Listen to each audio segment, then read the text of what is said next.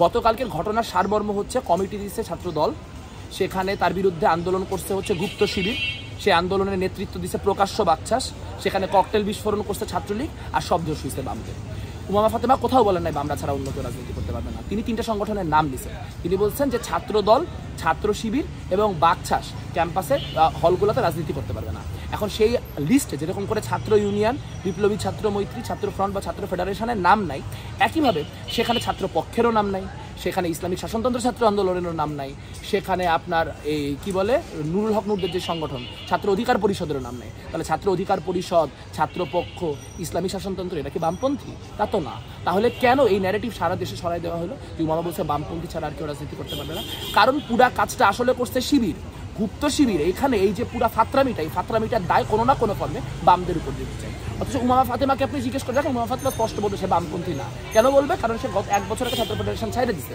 সে ছাত্র ফেডারেশন ছাইড়ে দিয়ে বৈষম্য বিরোধী ছাত্র আন্দোলনের নেতা হয়েছে যে সে আর এই সাংগঠনিক ছাত্র রাজনীতি করবে না। তো যে নিজে বামপন্থীদের ডিজোন করে সে কোথায় কি বললো? তার দায়িত্ব বামপন্থীদের না। নির্বাচনের গোটা প্রক্রিয়াকেই তো এটা প্রভাবান্বিত করে ফেললো। এখন যদি ধরেন এই প্রক্রিয়া চলতে থাকে, যদি হলে রাজনীতি না থাকে, তাহলে এটা নিয়ে একটা গ্যাঞ্জাম হবে, হয় মানে রাজনৈতিক গ্যাঞ্জাম হবে মাঠে, তা না হলে আপনার আইনগত গ্যাঞ্জাম হবে কোর্টে।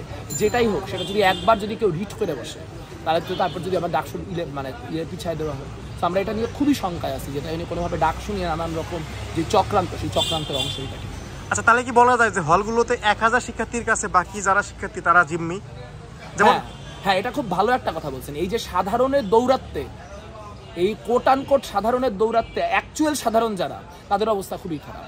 এবং নির্বাচন কেন্দ্র করে আসলে এই যেই ভয়েসলেস, যে কোনো কথা বলে না, যে মিছিলেও আসে না, কিছুই করে না, খালি ঘরে বসে বসে দেখতেছে যে কি নাটকটা হচ্ছে, হলে বসে বসে দেখতেছে কি নাটকটা হচ্ছে, এই শিক্ষার্থীকে সামহাও এম্পাওয়ার করতে হবে। কারণ তা না হলে এই তথাকথিত সাধারণ শিক্ষার্থীদের কাছে শুধু তার গোটা বিশ্ববিদ্যালয় চিহ্ন হয়ে পড়বে। হচ্ছে 3টার সময় একটা মিটিং ডাকা হয়েছে, সেই মিটিংয়ে হচ্ছে সকলকে আমন্ত্রণ করা হয়েছে।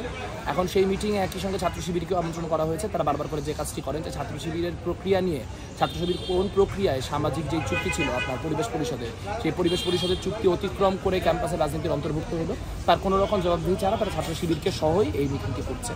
কিন্তু সেই মিটিংয়ে শেষ পর্যন্ত আমরা হয়তো যাবো এই জায়গা থেকে, যে এই মুহূর্তে ক্যাম্পাসে যে পরিস্থিতি, সেই পরিস্থিতিকে শান্ত করার একটা দায়িত্ব আমাদের সবার উপর আছে।